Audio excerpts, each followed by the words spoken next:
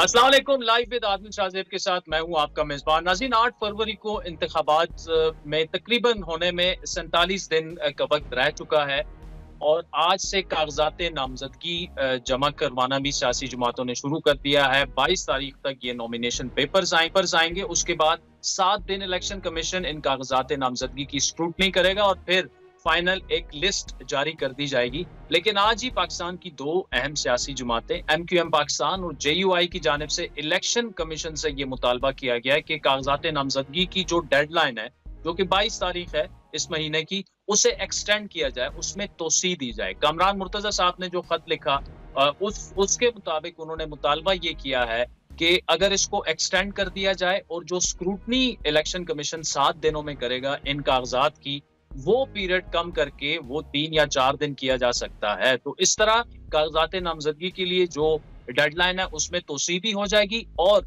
8 फरवरी को इंतखाबात भी यकीनी हो जाएंगे।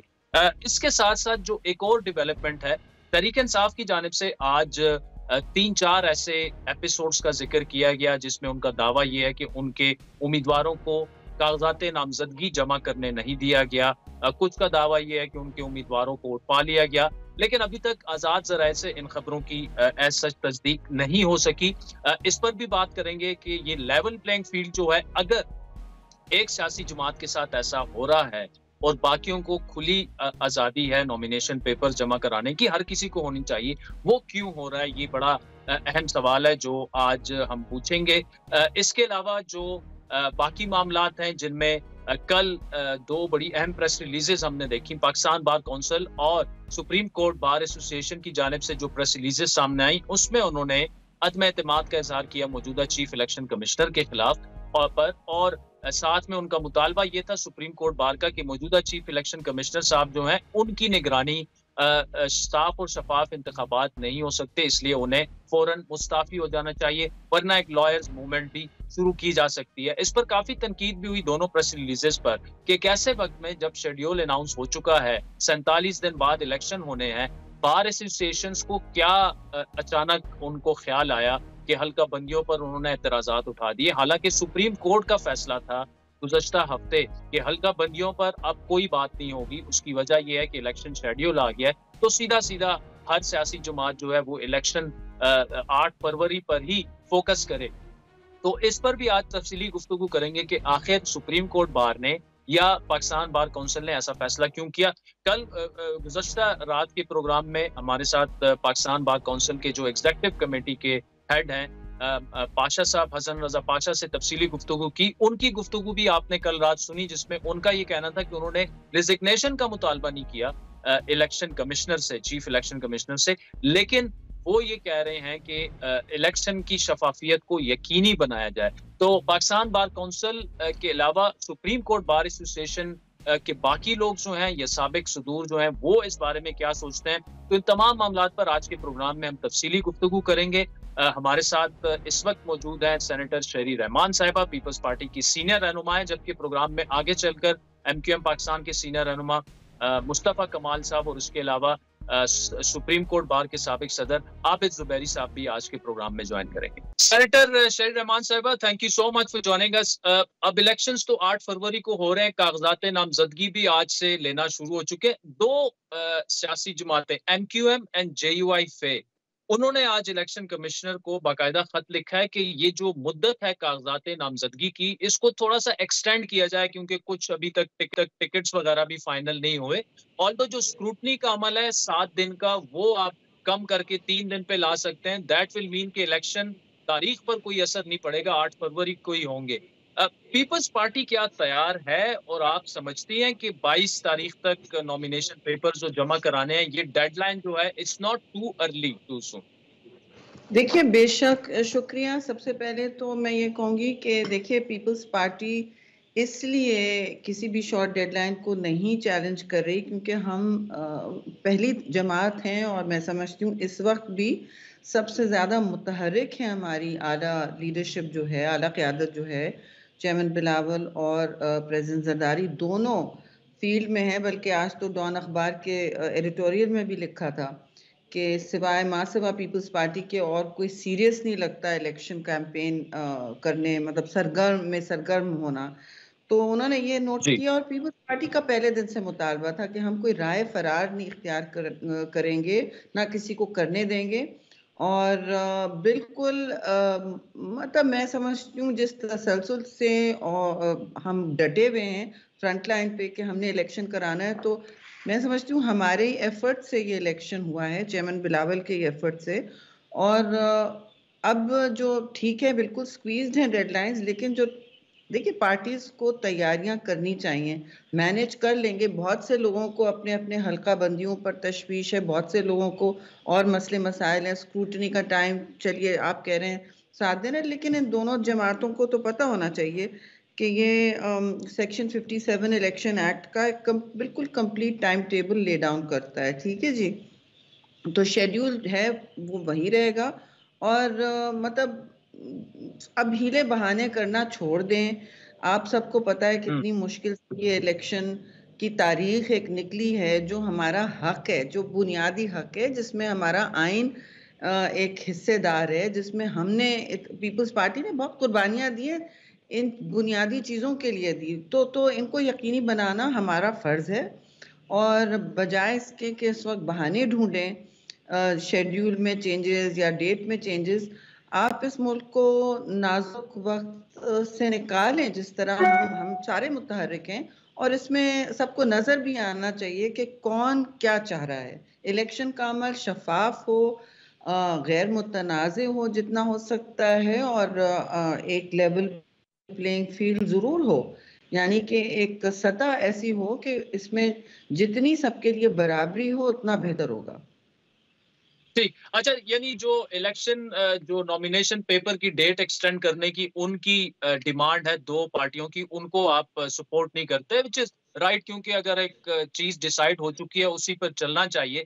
दूसरा कल जो देखिए प्रेस सपोर्ट रिलीज़ेज़ 2 करने में अहम बात कहूं, सबको सबको मसला बन रहा है, ट्रैवल हिस्ट्रीज बनाना, एक लंबी चौड़ी एक वो सारा नॉमिनेशन पेपर लेना, उसको भरना और 2 दिन में अपने अपने हलकों में पहुंच के उसको सबमिट कराना बहुत ही लंबा चौड़ा काम है। लेकिन हम इसलिए नहीं छेड़े क्योंकि पीपल्स पार्टी को पता है कि कोई एक्सक्यूज इस वक्त, कोई हम राय फरार या कोई लूप होल ना दें इस वक्त किसी भी सिस्टम को, कि ये फिर खुल जाए इलेक्शन शेड्यूल और फिर डेट्स में ऊंच नीच हो। मुल्क इस वक्त बहुत सीरियस मुआशी बहरान से गुजर रहा है और ये नहीं है वक्त इन चीज़ों का। आप तैयारी पकड़ें और करें। हमने तो इनसे भी मुश्किल हालात में मुकाबला किया है। मुकाबला करना तंजीमों का इससे की मुश्किल हालात में भी प्राइमरी हुए हैं जिम्मेदारी। जी ठीक जी ठीक है। अच्छा, दूसरा जो अहम एक मामला, कल 2 प्रेस रिलीज़ेज़ आई पाकिस्तान की, जो 2 लीगल बॉडीज़ हैं, सुप्रीम कोर्ट बार एसोसिएशन और पाकिस्तान बार काउंसिल जो है, दोनों ये समझते हैं कि मौजूदा इलेक्शन कमिश्नर के अंडर जो है वो शफ़ाफ इंतखाबात नहीं हो सकते, बल्कि सुप्रीम कोर्ट बार ने तो यहाँ तक मुतालबा किया कि जी उनको ओहदे से हट जाना चाहिए चीफ इलेक्शन कमिश्नर को। अब यहाँ सवाल ये है कि ऐसी जब चीजें आ जाएं और अगर उसमें बाकायदा थ्रेट कर दिया जाए कि लॉयर्स मूवमेंट शुरू हो सकती है, तो एक तो पीपल्स पार्टी की इस पर क्या टेक है? क्या आप समझती हैं कि मौजूदा सेटअप के तहत इलेक्शन कमिश्नर के तहत जो है साफ शफाफ इंतखाबात मुमकिन हैं? और इन 2 लीगल बॉडीज जो लॉयर बॉडीज हैं, ये जो डिमांड्स कर रही हैं 48 डेज इनटू इलेक्शंस, तो ये क्या जस्टिफाइड है? पहले क्यों इन्होंने ऐसा नहीं किया? हाँ देखिए जी, पहले तो पहली बात तो मैं ये कहूँगी कि फिर हम यही कहेंगे कि इस वक्त कोई ताख़ीरी हरबे नहीं सामने आने चाहिए। इलेक्शन चाहे प्रोसेस हो, शेड्यूल हो, तरीक़ेकार हो, किसी की हल्का बंदियाँ हो, किसको ऑब्जेक्शन नहीं होता जी। बहुत से लोगों को हल्का बंदियों पर ऑब्जेक्शन है, और जायज़ भी है। हमारी तंजीम ने बहुत सारी रजिस्टर की हैं इसके मुखालिफ। लेकिन देखिए शफाफ इलेक्शन में जाना ज़रूरी होगा और शफाफियत का मुतालबा ज़रूरी होगा।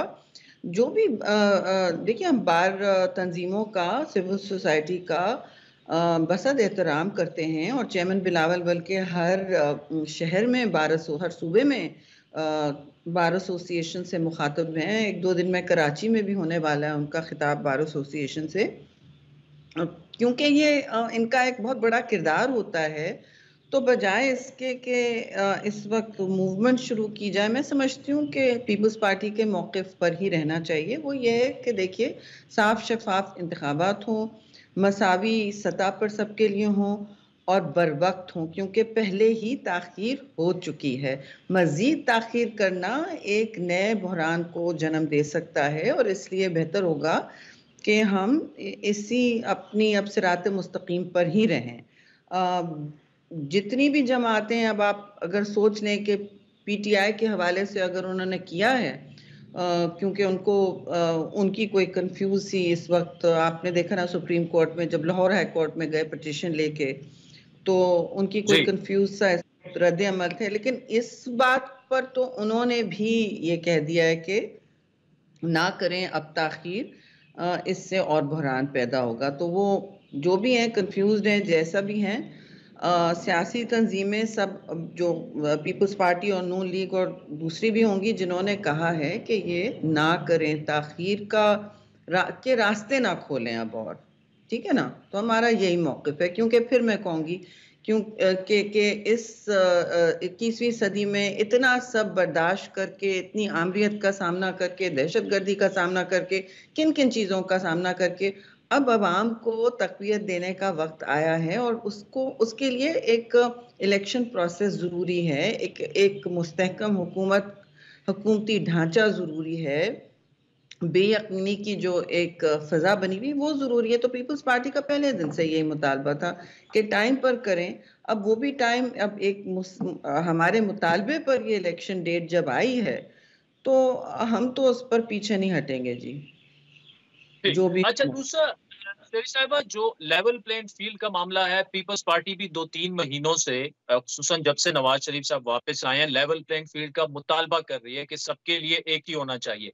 आज नॉमिनेशन पेपर्स जमा करवाने का पहला दिन था। 3-4 ऐसे एपिसोड्स हुए जिसमें तहरीक इंसाफ के जो उम्मीदवार थे उन्होंने बाकायदा इल्जामात लगाए कि उनसे पेपर छीने गए, उन्हें उठा लिया गया। ये जो इत्तलात आई हैं और ये जो सब कुछ हो रहा है कि अगर इम्प्रेशन ये मिले कि एक सियासी जमात को इवन नॉमिनेशन पेपर्स जमा नहीं करने दिए जा रहे, should be concerning for all political parties. देखिए, अगर हमने माजी में जो फेस किया है और जिन हालात का मुकाबला किया है, 2018 ले लें, 2013 ले लें और उससे पहले का इलेक्शन भी ले लें जब मोहतरमा शहीद हुई थी, तो उस हवाले में एक आरटीएस का इलेक्शन होके नज़र हो गया, एक आरओस का के नज़र हो गया। आप सबको उसकी तारीख पता है, वाइट पेपर्स पूरे मुकम्मल निकले हैं हर डिटेल के साथ। तो मैं ये कहूँगी, देखिए, जो भी आप जमातों को बहुत हर किस्म की मुश्किल का सामना होता, अभी वो जो मंजूर नज़र नहीं उनको तो सामना होगा, सबको हो रहा है। आई मीन कम से कम पीपल्स पार्टी को हो रहा है। और मैं इतना भी कहूँगी कि देखिए, सबको हौसला रखना चाहिए और शफाफियत के हवाले से ना सिर्फ इलेक्शन गैर जानिबदार और शफाफ हो, लेकिन नज़र भी आए तो बेहतर होगा। जितनी कम इस वक्त तनाज़ा हो इलेक्शन की नौयत के हवाले से, वो बेहतर होगा। मुझे ये बताइएगा कि सीट टू सीट एडजस्टमेंट जो है केपी में जेयूआई एएनपी में तकरीबन हो चुकी है, सिंध में एमक्यूएम नून लीग और ये अलायंस बनाने की कोशिश कर रहे हैं जीडीए।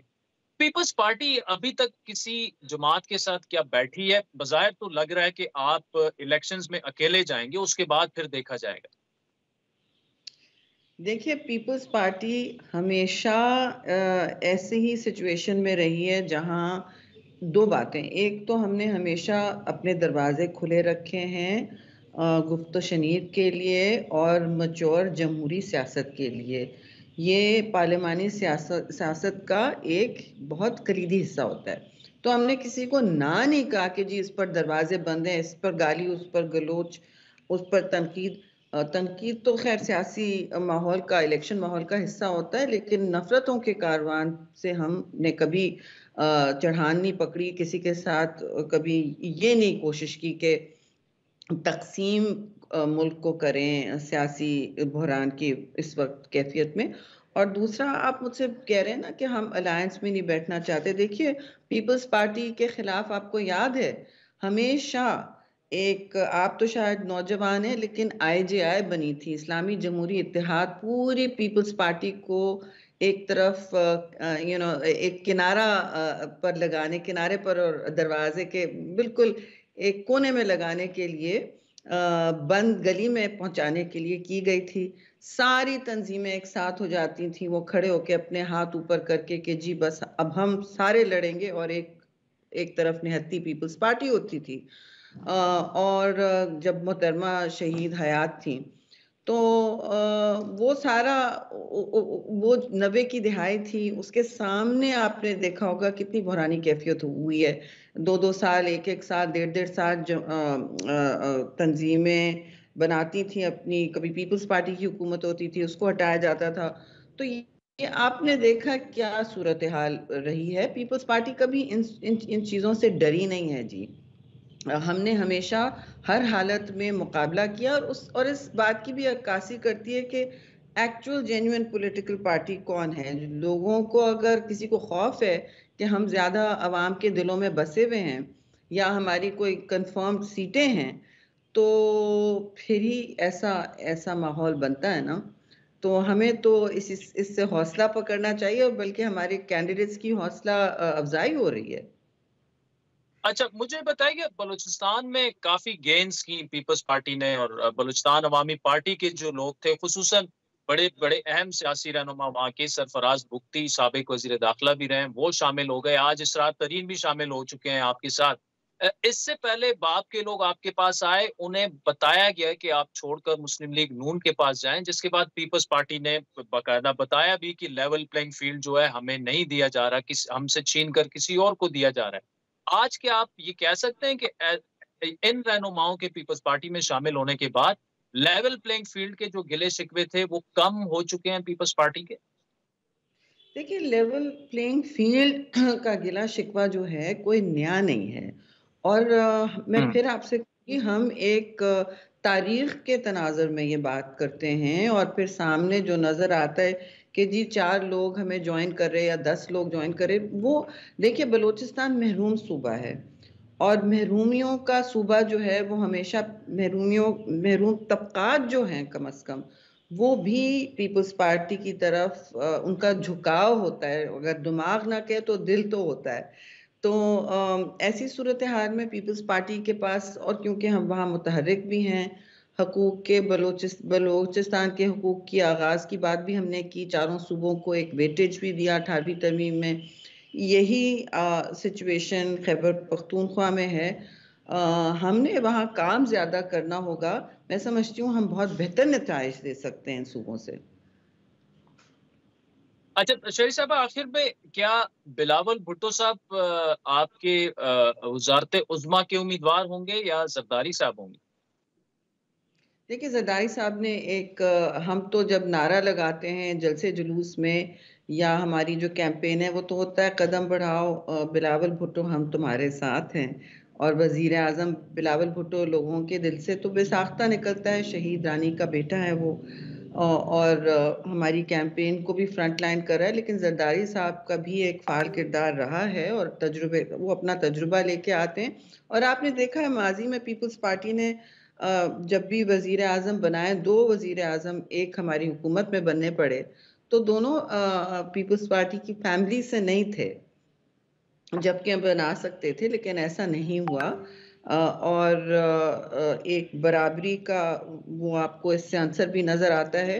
तो पीपल्स पार्टी में ज़रदारी साहब ने कहा जो बनेगा वो बनेगा, हम पीपल्स पार्टी का बनाएँगे। तो वो अपने कार्ड्स, उनकी एक तबीयत है, वो अपने कार्ड्स कभी दिखाना नहीं चाहते। जब हमारी हुकूमत बनी थी तब भी आखिरी दिन पार्टी वालों को भी बहुत ऑलमोस्ट लास्ट मिनट पे पता चलता है। तो he keeps his card close to his. मैं समझती हूँ उनके दिल में यही है कि बिलावल भुट्टो जरदारी बनेंगे। सब पार्टी के दिलो दिमाग पर तो इस वक्त यही छाया हुआ है। अच्छा, एक और छोटा-सा सवाल ज़हन में आ गया कि ज़रदारी साहब ने लाडला नहीं बुलाया नवाज़ शरीफ साहब को, जबकि बिलावल साहब उन्हें लाडला ही कहते हैं। ये कोई इसको ऐसे कहा जा सकता है कि बिल्कुल हमें नज़र आ रहा है कि बिलावल साहब किसी और जानिब इस कैंपेन को ले जाना चाहते हैं और ज़रदारी साहब जो हैं वो किसी और जानिब ले जाना चाहते हैं?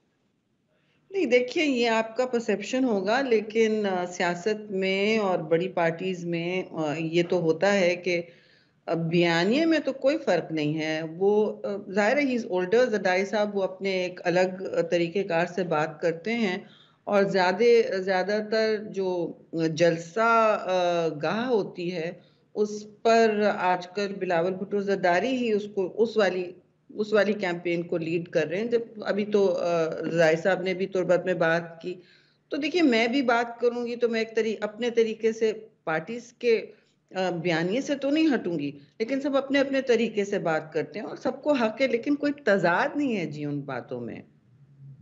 आप तजाद और तो कहीं नहीं। शहरी साहबा, आफ्टर द इलेक्शंस अगर एक हंग पार्लियामेंट आ जाती है तो क्या इस बात के चांसेस हैं कि उसी मुस्लिम लीग नून के साथ बैठकर पीपल्स पार्टी गवर्नमेंट बनाए, जिससे लेवल प्लेइंग फील्ड का गिला शिकवा किया जा रहा है, नवाज शरीफ साहब को लाडला कहा जा रहा है? देखिए इस वक्त तो ये बातें कबलज वक्त हैं, ये सारी पिक्चर तभी सामने और थोड़ी मतलब ठोस होती हुई नजर आएगी जब आप इलेक्शन रिजल्ट्स देखेंगे ना, जब नतायज सामने आते हैं, उन पर जो तकवा होती है, और फिर पार्लियामान की जो शक्ल होती है। ऐसा ना हो पार्लियामान बिल्कुल ही हंग पार्लियामेंट मुश्किल होते हैं मैनेज करना, लेकिन पीपल्स पार्टी बेस्ट मैनेज करती है कोalition को। आपने भी देखा होगा, सारी दुनिया ने देखा है, कोई ऊंच नीच नहीं होती, बल्कि पार्टनर्स जो होते हैं कोalition में उनको ज्यादा असर वसूख होता है बजाय पीपल्स पार्टी के वज़रा को। ये तो हम सब जानते हैं, और ये पॉलिसी हमारी होती है। अब बाद में जैसे मैं कहूँ, हम इन चीज़ों पर कोई दरवाज़ा बंद नहीं करते, लेकिन जाहिर है इंटरेस्ट यही होगा कि अपनी पार्टी का लेड गवर्नमेंट हो ना। जी ठीक। सेनेटर शहरी रहमान साहिबा, thank much for joining us. नाज़रीन, वक्त तो चाहता है एक ब्रेक है, जिसके बाद एमक्यूएम पाकिस्तान के सीनियर रहनुमा मुस्तफा कमाल साहब हमें ज्वाइन करेंगे हमारे साथ। वेलकम बैक नाज़रीन। ब्रेक से पहले सेनेटर शहरी रहमान साहिबा की तफसीली गुफ्तगू आपने सुनी। एक बड़ा अहम मामला है, क्योंकि नॉमिनेशन पेपर्स की जो डेडलाइन है वो 22 दिसंबर है, और एमक्यूएम पाकिस्तान और जेयूआईएफ ने मुतालबा किया है इलेक्शन कमीशन से कि इसको एक्सटेंड किया जाए। तो इस पर तफसीली गुफ्तगू के लिए हमारे साथ मौजूद है एमक्यूएम पाकिस्तान के सीनियर रहनुमा जनाब मुस्तफा कमाल साहब। मुस्तफा कमाल साहब, पहले तो बहुत शुक्रिया। ये जो आप कागजात नामजदगी को एक्सटेंड करने का तलबा कर रहे हैं, क्या आपकी तैयारी पूरी नहीं है या आपके कैंडिडेट्स फाइनल नहीं है? वजह उसकी क्या है? क्योंकि उससे तो खदशा ये है कि इलेक्शंस जो हैं वो 8 फरवरी से 2-3 दिन डिले भी हो सकते हैं। फिर ना करें, अगर ये खदशा है तो ना करें, हम कागजात जमा करा देंगे, कोई मसला नहीं है। ना माने हमारी बात, क्योंकि 2 दिन जो है वो बहुत कम टाइम है, बहुत सैकड़ों में लोग हैं, और कागजात नामजदगी जो है कि बहुत टीडियस किस्म का प्रोसेस है, इसमें डॉक्यूमेंटेशन ये वो सारी। तो बट एनीवे, ना करें जमा, कोई मसला नहीं, हम तो करा लेंगे। हम तो पूरे पाकिस्तान का भला चाहते थे, उससे डेट नहीं बढ़ाने की बात कर रहे हैं। हम ओवरऑल इलेक्शन की डेट बढ़ाने की बात नहीं कर रहे। हम तो कागजात नामजदगी की डेट की बात करें, जो कि it's not a big deal. हो सकता है इलेक्शन कमीशन खुद ही बढ़ा दे, जैसे कि 2 दिन बहुत कम थे, ना बढ़ाएं। हमें कोई बिल्कुल हमें मसला नहीं है। फिर मुस्तफा साहब, जो हल्का बंदियों पर आपको एतराजात थे और आपने कुछ लोगों के उनको हटवाने का भी मुतालबा किया, एक तो क्या जो हल्का बंदियां, चूंकि वो तो सुप्रीम कोर्ट ने मामला ही खत्म कर दिया कि जब शेड्यूल आ गया तो हल्का बंदियों को फिर कंटेस्ट ना करें, सीधा इलेक्शंस में जाएं, बाद में देखा जाएगा। हल्का बंदियों पर आपके एतराजात इस वक्त कहाँ पे स्टैंड करते हैं, और क्या आप मुतमईन हैं आप हल्का बंदियों से? वो सॉर्ट आउट हो गया था? आपकी मुलाकातें भी काफी हुई, इस्लामाबाद में भी दो दफा आपका वफ्द आया। नहीं, जो प्रोसीजर है वो हमने फॉलो किया। इलेक्शन कमीशन ने ये कहा था कि हाई कोर्ट से आप डिसीजन ले लें। हाई कोर्ट से डिसीजन हमने लेकर शेड्यूल आने से पहले जमा करा दिया था इलेक्शन कमीशन को। इलेक्शन कमीशन ने उसके ऊपर ऑर्डर्स करने थे, वो बड़े ओपन एंड शट केस हैं। अगर ये ऑर्डर्स नहीं करेंगे जो हमें हाई कोर्ट ने डायरेक्शंस दिए हैं, तो ये हल्का बंदियाँ ठीक नहीं होंगी, और फिर इस इलेक्शन को आप फेयर एंड फ्री ना कहें। फिर नहीं तो मुस्तफा साहब, इसका हल क्या होगा? मतलब 8 फरवरी को तो आप इलेक्शंस में तो जाएंगे, लेकिन आप अभी से कह रहे हैं कि अगर वो मामला सॉर्ट आउट ना हुआ तो हम उससे फेयर एंड फ्री इलेक्शंस नहीं मानेंगे। हाँ बिल, इसलिए कि आपने पीपल्स पार्टी के सारे एतराज़ात मान लिए, हमारे सारे एतराज़ात रद्द कर दिए। ये कौन सा निज़ाम है? और ये तो बड़ा आसान है, जिसके पास जिम्मेदारी है, जो बड़े बड़े हमारे आईनी इदारे बैठे हुए हैं, बस इलेक्शन की डेट आ गई, कर दो भाई जी। कैसा ये इलेक्शन की डेट पे इलेक्शन कर करके चाहे जैसे तैसे, तो आज मुल्क का ये असर कर दिया है। अगर सुप्रीम कोर्ट ने भाई ये कह दिया है कि भाई बस कोई अब कुछ नहीं होगा, तो जिन्होंने गलतियां कर दी हुई हैं, ब्लेंडर्स कर रखे हैं, उसको अगर आप सही किए बगैर इलेक्शन करते हैं, करें जी। सबको मिलकर अगर पाकिस्तान का बेड़ा गर्क करना ही है, तो हम अकेले क्या कर सकते हैं, करें। नहीं तो मुस्तफा कमाल साहब, इसका इसका हल फिर क्या होगा? क्योंकि एमक्यूएम जो है सिंध की एक बड़ी पार्टी है, एक बड़ी स्टेक होल्डर है। शहरी सिंध की भी अगर बात की जाए, अगर आपको ये खदशात हैं, आपके मुतालबात एड्रेस नहीं हुए अभी तक, और कोई नहीं, इलेक्शन की शफाफियत और हल्का बंदियों को लेकर, तो it's not a good start. तो फिर क्या आपके पास ऑप्शंस क्या है? इलेक्शन तो आपने लड़ना है, लेकिन इसी तरह लड़ना है जिस तरह आपको अब मौजूदा सिचुएशन में जिस तरह आप लड़ सकते हैं वही करेंगे आप तो? देखिए, सारी दुनिया को पता है, यहाँ पर एजाज चौहान बैठे हुए थे अभी 4 दिन पहले तक, 1 साल से बता रहे हैं कि भाई इस आदमी ने लोकल गवर्नमेंट इलेक्शन कराया, जहाँ पे डाकू जो है डब्बे ले गए कैमरे के सामने, और वापस डब्बे छोड़ के पीपल्स पार्टी का वोट निकला। उस आदमी को आपने साल भर बिठाया, वो सारी जो है वो अपनी ट्रांसफर पोस्टिंग आर ओ शार ओ डी आर ओ करके गया। उसके बाद जो है वो दुर्रानी साहब बैठे हुए हैं, बाय बर्थ पीपल्स पार्टी के वर्कर हैं, वो वहाँ बैठे हुए हैं। अब उन आपस में जो है वो जिस कमेटी से उनको फैसला कराना होता है उसमें नहीं बैठते, वो उनके काम जो है वो खैबर पख्तूनख्वा का जो है वो मेंबर है वो कर देता है, और सिंध के काम में जो है खैबर पख्तूनख्वा का काम है वो सिंध का मेंबर कर देता है। आपस में हमें सारी इतलात है, सारी वो पीपल्स पार्टी के बाय बर्थ वर्कर, उन्होंने सारी जेरिमेंडरिंग की, हल्के ख़राब किए 13 से जायद, और उन हलकों को जो पीपल्स पार्टी ने मनोवन एतराज़ जमा कराया उसको मान लिया, हमारे जेन्युइन एतराज़ात को ठुकरा दिया आपने। अभी हाई कोर्ट से फैसला आ गया कि भाई हमारी बातें सुनी जाएं। अब 48 घंटों का टाइम भी दिया उन्होंने, इलेक्शन कमिश्नर ने जो है वो कोई उसके ऊपर ऑर्डर ही नहीं किए। तो भाई इलेक्शन तो हम लड़ेंगे भी और जीतेंगे भी, लेकिन ये क्वेश्चन मार्क है इदारे के ऊपर, हमें क्यों बोलना पड़ रहा है इन सारी बातों पे? उनको नजर नहीं आ रहा? मैं नाम ले रहा हूं, क्या ये नाम जो है वो क्या सर्च नहीं किए जा सकते? क्या ये मालूमात नहीं कि कोई पाकिस्तान में एजेंसियां जो हैं वो ये 2 मिनट में पता नहीं लगा सकती? 2 फोन कॉल पे सब कुछ पता चल जाएगा। तो हमें ये बोलना क्यों पड़ रहा है बार बार? ये कौन सा इलेक्शन है?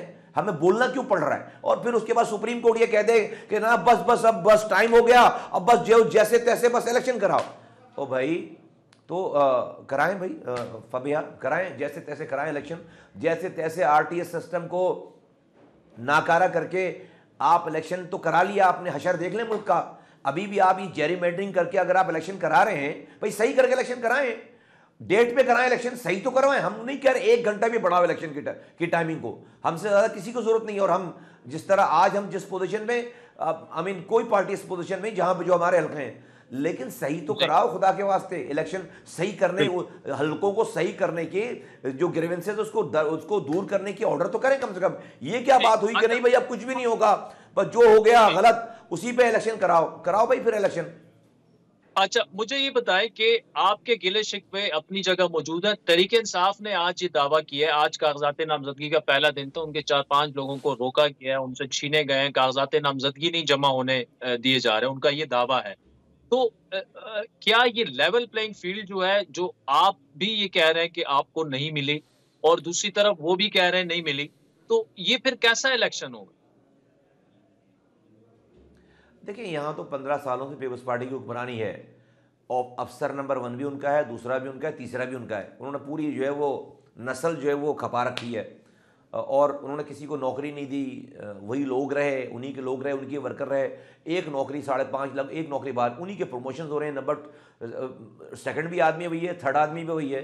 तो उनकी तो इजारादारी है यहाँ पे। फिर सूबाई हुकूमत जो है, प्रोविंशियल गवर्नमेंट, वो उनकी है, पुलिस उनकी है, वज़ीर आला उनके हैं, वज़रा उनके हैं, पैसा उनके पास है, 22,000 अरब रुपए खर्च किए हैं। वो तो कह रहे हैं कि हम इलेक्शन लड़ना नहीं चाहते, हम तो इलेक्शन ख़रीदना चाहते हैं। और वो ख़रीदने की सारी जो है वो जस्तजू है सारी।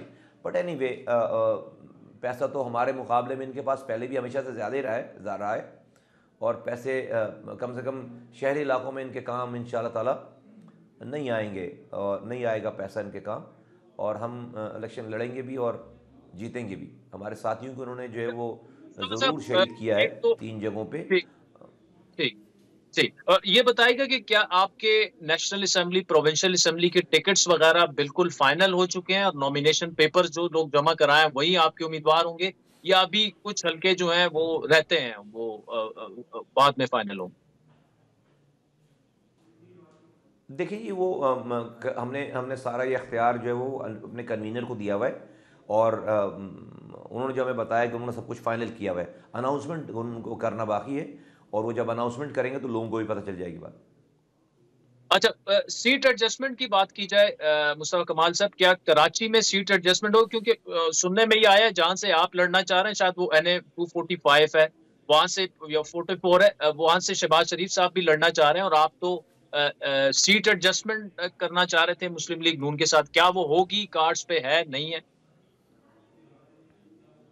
देखिए किसी पर्सनैलिटी के हवाले से कोई बात नहीं है।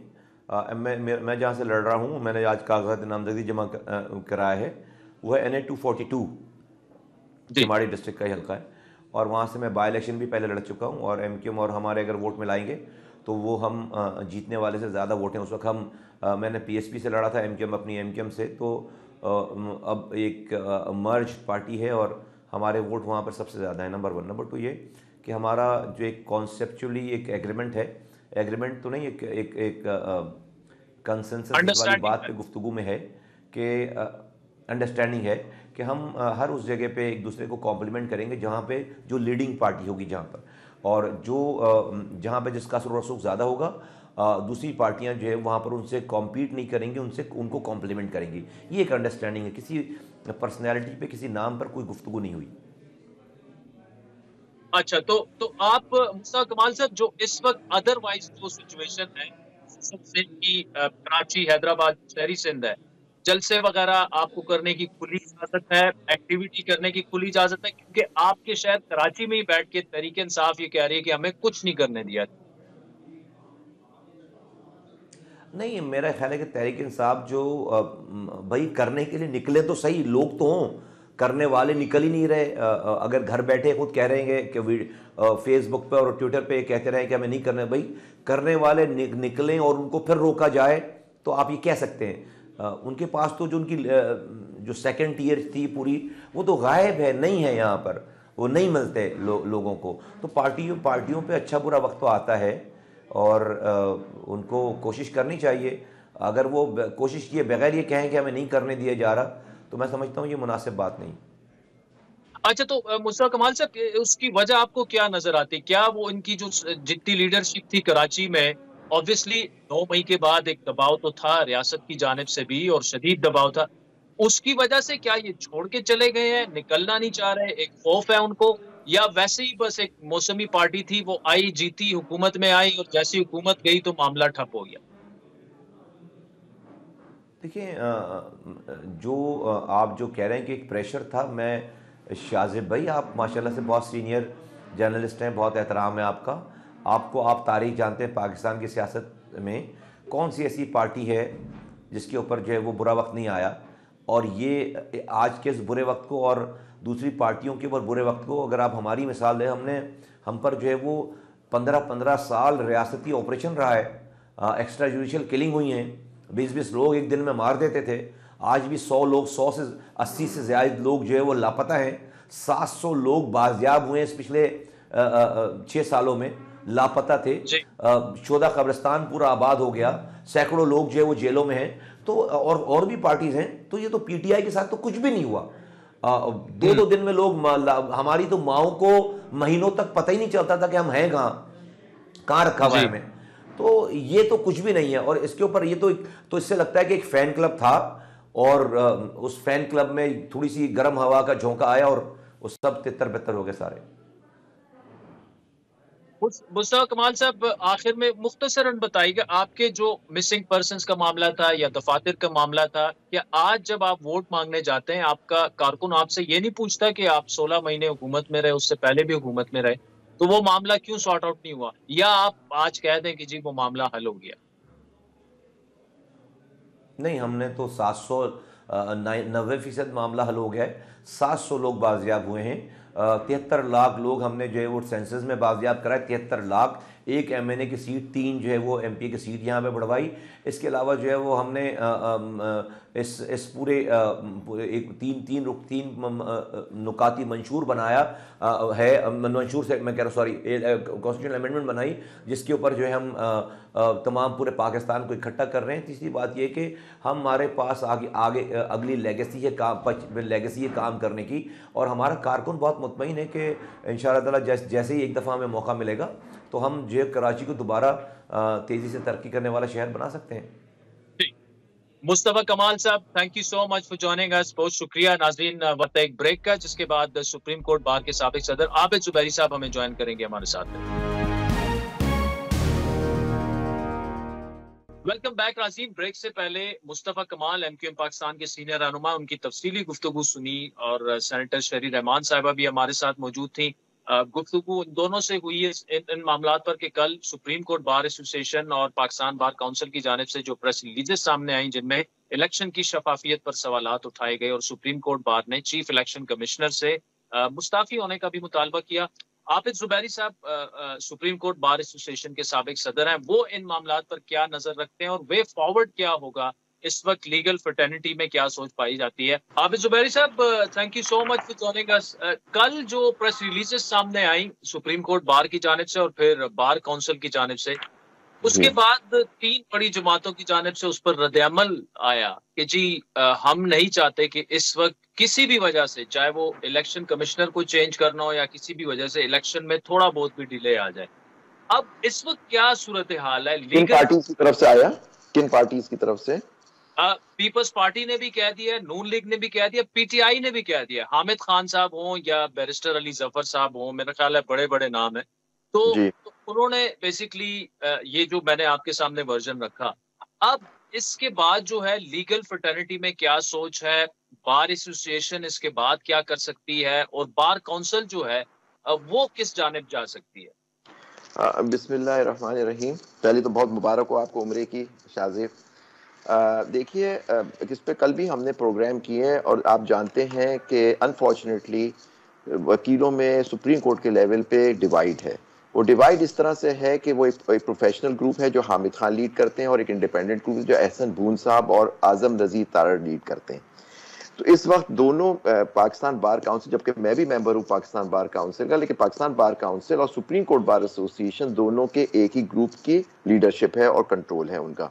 अब देखिए, आपको याद होगा शाहजेब, आपके साथ प्रोग्राम भी किया मैंने, स्टूडियो भी आया आपके पास, आपने देखा था हमारा स्टैंड था कि ये चीफ इलेक्शन कमिश्नर साहब ने आइन तोड़ा, इलेक्शन नहीं कराए पंजाब खैबर पख्तूनख्वा में। पाकिस्तान की इलेक्शंस भी आप देखें, सदर से झगड़ा करते रहे, और कि मैं किसको तारीख देनी, उससे देखिए इलेक्शन नवंबर में होने के बजाय डिले 90 डे के पीरियड के बाद आप देखिए 8 फरवरी में वो भी सुप्रीम कोर्ट ने इंटरवीन किया हमारी पेश सुप्रीम कोर्ट बार एसोसिएशन की पटिशन पे, फिर वो ऑर्डर हुआ जब वो जाके मिले और 8 की तारीख दी।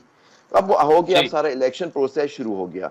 इस वक्त इस बार का ये जो रेजोल्यूशन आई, देखिए रेजोल्यूशन देखे हम सब एक चीज पे यूनाइटेड होना चाहिए, और आप देखें सुप्रीम कोर्ट बार पिछले साल पूरे वक्त आइन और कानून के साथ खड़ी रही, और आप देखें मुझ पे और मेरे कोलीग्स पे इल्जाम लगता रहा कि जी हम एक PTI या किसी एक जमात का एजेंडा लेके चल रहे हैं। हमने क्या गलत बात की थी 90? देखिए ये जो थी इसमें जो प्रॉब्लम है इस रेजोल्यूशन में, और आप देखिए सुप्रीम कोर्ट बार ने तो कहा है कि वो घर जाएं, उसके जो रेजोल्यूशन है, लेकिन इन्होंने डायरेक्टली पाकिस्तान बार काउंसिल की रेजोल्यूशन में ये नहीं है कि वो घर जाए, लेकिन कैसे उन्होंने कहा कि इस चीफ इलेक्शन के कमिश्नर के अंडर ये फेयर इलेक्शन, शफाफ इलेक्शन नहीं हो सकते।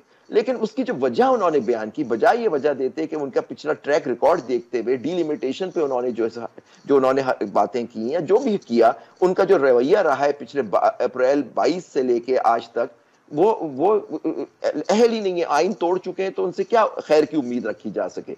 लेकिन उन्होंने 2 हलकों की बात की, अपने पिंडी की बात की और हाफिजाबाद के हलके की बात की, और कहा कि इनकी एक सीट कम हो गई हाफिजाबाद में, आबादी का तनासुब हाफिजाबाद जेहलम में एक ही है, वहां 2 सीटें, वो उनका हलका था। आपने देखे शाम में मुंह की खाई, और उन्होंने चीफ इलेक्शन कमिश्नर ने कहा कि मेरा तो ताल्लुक सरगोदा से है, मैं तो जेहलम है ही नहीं।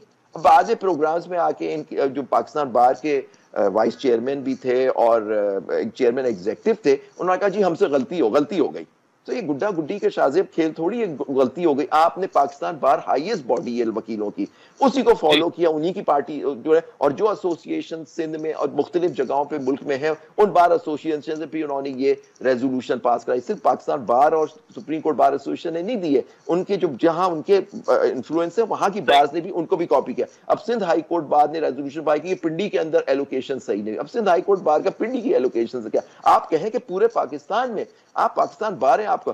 फिर देखिए अगर ये बेसिस बना, उन्होंने पैरा 2 में कहा कि जी उनसे नहीं हो सकता, उसकी ग्लेयरिंग वर्ड यूज किया उन्होंने, ग्लेयरिंग एग्जांपल, और ये इन दोनों का, तो मैं समझता हूं कि बिल्कुल। और इस वक्त क्या जरूरत थी, सिर्फ क्योंकि एहसन भून साहब, ये मैंने मुझे बताया गया, मैंने देखा नहीं कि पटिशन थी हाफिजाबाद की डीलिमिटेशन की, वो रिजेक्ट कर दी। अब वो देखिए डीलिमिटेशन, आप जानते हैं कमिटीज होती जो डीलिमिटेशन करते हैं, चीफ इलेक्शन कमिश्नर का डायरेक्ट कोई हाथ नहीं होता उसके अंदर। जुबैर साहब, मैं इसी पे आ रहा हूँ, एहसन बूम साहब पर। ये तो एलिगेशंस ही है, लेकिन कल जितने भी टॉक शोज हुए उनमें ज्यादातर में बात हुई सोशल मीडिया पर भी कि जी उनके कुछ वो हल्का या 2 थे, वो उनकी डीलिमिटेशन नहीं। अगर इसमें 10-20% भी बेसिस हैं इस क्लेम में जो किया जा रहा है, उनसे जोड़ा जा रहा है, तो इट्स वेरी सैड कि आपने वकला की 2 बॉडीज को जो है वो सिर्फ 1-2 हलकों के लिए। और दूसरा ये कि बार एसोसिएशंस का जब सुप्रीम कोर्ट का एक डिसीजन आ गया कि जी ये हल्का बंदियां जो हैं, शेड्यूल आ गया, तो हल्का बंदियों के टॉपिक को आप साइड पे रखें, जाएं सीधा इलेक्शंस में। जब सुप्रीम कोर्ट का फैसला आ गया, उसके 2 दिन बाद जो है वो ऐसी प्रेस रिलीजेस आ जाती हैं कि लग रहा है कि एक बहुत बड़ी लॉयर मूवमेंट शुरू हो जाएगी और खुदा ना खास्ता 8 फरवरी को इंतखाबात भी नहीं हो पाएंगे। तो इट्स वेरी सैड। आपसे मैं एग्री करूंगा बहुत से मामलात पर। देखिए, मैं अफसोस की बात यह है कि हाईएस्ट बॉडी है, लेकिन अगर ये अपने पर्सनल वजूहात के बिना पर ऑन किया तो सख्त अफसोस की बात है, क्योंकि वो भी हमारे साबिक सदर हैं सुप्रीम कोर्ट बार के, मुझसे पहले वो सदर थे सुप्रीम कोर्ट बार के। लेकिन उस जमाने में आपने देखा एक पार्टी का एजेंडा लेके वो चलते रहे। लेकिन ठीक है, उनका हल्का है, उनको शिकायत है कि मैं भी डिलिमिटेशन का केस चल रहा था, लेकिन वो खत्म हो गया। देखिए, अगर इनको कोई तनकीद करनी थी, वो ये करनी चाहिए थी कि सुप्रीम कोर्ट के फैसला जो आया है, ठीक है, हम पे बाइंडिंग है, हम सब के भी हम ताबे हैं उस ऑर्डर के, लेकिन उसमें डीमिलिटेशन का सीरियस इश्यूज हैं, बहुत सारी गलतियां हैं। हो सकता है ये बात जो कर रहे हो इसमें भी सदाकत हो, लेकिन आपने जब सुप्रीम कोर्ट का फैसला आ गया, फिर उसके बाद आप ये कह रहे हैं कि जी हम लॉयर्स मूवमेंट चलाएंगे, यानी आप सुप्रीम कोर्ट के ऑर्डर के खिलाफ चलाएंगे या चीफ इलेक्शन का वजह। तो आपने पहले क्यों नहीं चलाई? जब मैं कहता था कि इनके खिलाफ कोई एक्शन लो, तो उस वक्त आप पता है हमने पाकिस्तान में सुप्रीम कोर्ट बार ने और लाहौर हाई कोर्ट बार ने, मुख्तलिफ बार ने पूरे कन्वेंशन किए कि इलेक्शन फ्री एंड फेयर होना चाहिए। हर कन्वेंशन का पाकिस्तान बार ने बॉयकॉट किया। अफसोस के साथ कहना पड़ता है, मैंने पर्सनली इन लोगों को फोन किया कि आप आए, लेकिन ये लोग नहीं आए। लेकिन चले, वो गुजर गई बात यह है कि इलेक्शन 8 तारीख को होने चाहिए, अगर होने साफ और शफाफ होने चाहिए। लेकिन जो ये बात कह रहे हैं उसमें कोई कबाहत नहीं है कि जी इलेक्शन फेयर होना चाहिए, लेवल प्लेइंग फील्ड होनी चाहिए। लेकिन कहें कि एक पार्टी को लेवल प्लेइंग फील्ड नहीं मिल रही, एक पार्टी के लोग अरेस्ट हो रहे हैं। आज आप शाज़ेब, मेरे पास कई रिपोर्ट्स आई हैं जो मैंने पढ़ी हैं अखबारों में, आपके चैनल्स पे, कि बाज वकीलों को भी आज दाखिल नहीं कर सकते। उस्मान डार की वालदा का आज एक स्टेटमेंट चल रहा है, बट अफसोस है अगर उनके साथ ही हुआ। जहां ये जो एक लोधरा का एक सीट है, उसके अंदर एक साहब को, उनके भतीजे को उठा लिया गया ताकि वो पीटीआई की तरफ से ना दाखिल कर सके, और आईपीपी कोई पार्टी है उसके जो लीडर है वो उनको कोई मुश्किल ना हो। अब ये चीजें चीफ इलेक्शन कमीशन, इस पे अगर आप तनकीद करते तो हम सब आपके साथ हैं इस बात पे, क्योंकि देखिए आप हमारी हाईएस्ट बॉडी है, मैं उसका मेंबर हूं, मैं इलेक्टेड मेंबर हूं पाकिस्तान बार काउंसिल का। लेकिन अनफॉर्चुनेटली हमसे कभी पूछा ही नहीं जाता, क्योंकि नेचुरली आप हमें ट्रीट करते हैं कि जी आप दूसरे ग्रुप के, आप माइनॉरिटी में है तो माइनॉरिटी का कोई हक ही नहीं होता, जबकि हम भी इलेक्ट होके आए हुए। हर इलेक्टेड आदमी का ऑपोजिशन का भी रोल होता है जी, उससे भी पूछा जाता है, बात की जाती है। लेकिन यहाँ इस तरह का कोई सिस्टम नहीं है, यहाँ कोई डेमोक्रेसी नहीं है। फॉरवर्ड क्या है अब? पाकिस्तान बार काउंसिल ऑब्वियसली उसमें आपसे जो जुड़े वकला हैं वो भी हैं, मुखालिफ ग्रुप के भी हैं। सुप्रीम कोर्ट बार क्या अब कर सकते हैं, क्योंकि उस पर बैकलैश तो आया है कल, ये जो 2 प्रेस सुप्रीम कोर्ट बार ने भी आइडेंटिकल वही रेजोल्यूशन, उन्होंने तो यहाँ तक कह दिया वो घर जाएं।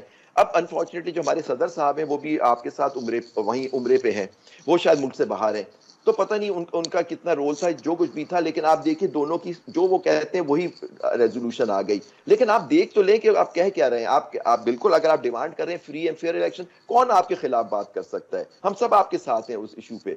लेकिन आप ये कहें कि जी एक हल्के की वजह से ये हो गया, पाकिस्तान बार का तो मतन ये है तो फिर सुप्रीम कोर्ट बार का क्या स्टैंड, बार एसोसिएशन का क्या स्टैंड है? वो कहते हैं, कहें उनसे, कहें कि एक पार्टी के साथ, ठीक है आप उसको नापसंद करते हो, आप इमरान खान को नापसंद करते हो, आप समझते हो कि उससे बदतर आदमी कोई नहीं है, लेकिन एक उसका एक पाकिस्तान सिटीजन के हक से उसका सारे कानूनी हक है, इलेक्शन लड़ने का हक है उनकी पार्टी को, उसके बगैर क्या इलेक्शन साफ और शफाफ होंगे? ये है चीफ इलेक्शन कमिश्नर खाब। इसलिए हमारा सबका, मैं इस बात से बिल्कुल मुत्तफिक हूं कि इन चीफ इलेक्शन कमिश्नर के साथ जो एक डिक्टेटेड है, जिन्होंने आइन तोड़ा है, उसके अंदर free fair and transparent election हो ही नहीं सकते इस मुल्क में, और सुप्रीम कोर्ट को ये देखना चाहिए। जुबैर साहब, मेरा असल में सवाल यही है towards the end of this segment कि अब व्हाट्स नेक्स्ट, अभी होगा क्या? बार काउंसिल जो है वो इजलास बुलाएगी, ये पूरा मामला वहां पे डिस्कस होगा, फिर एक लाएअमल तय किया जाएगा, अगले स्टेप्स क्या हो सकते हैं? जो जो देखिए, उन्होंने जो कहा है, जो टीवी के प्रोग्राम्स में उन्होंने कहा है और रेजोल्यूशन के अंदर है कि वो एक रिप्रेजेंटेटिव कन्वेंशन बनाएंगे। अब रिप्रेजेंटेटिव कन्वेंशन ये होता है कि सारी बार एसोसिएशंस को या बार काउंसिल्स के जो ओहदेदार हैं उनको इनवाइट कर लेंगे, वहां बैठ के वो इस्लामाबाद में आ जाए या कोई जगह रख लेंगे, उसमें एक रेजोल्यूशन पास कर देगी। फिर आप देखिए अगर आपकी नीयत साफ है तो लोग आपके साथ हैं, लेकिन यहाँ नीयत क्या और यहाँ ट्रस्ट का फुकदान है कि मतलब कि ये आपने इस 10th 11th आवर में, जब सारे साल पूरे मुखला इस मुल्क के कहते रहे कि ये इलेक्शन कमीशन सही नहीं है, इंडिपेंडेंट नहीं है, ये इलेक्शन, आपने साथ नहीं दिया, इस वक्त फिर आपका साथ कौन देने के लिए तैयार होगा अगर आप सही बात भी कर रहे हैं? आबिद जुबैरी साहब, thank you so much for joining us. नाज़रीन, आज के प्रोग्राम पर फीडबैक जरूर दीजिएगा। हमारा ट्विटर हैंडल है @आदिल शाहज़ेब। इजाजत दीजिए, खुदा हाफिज।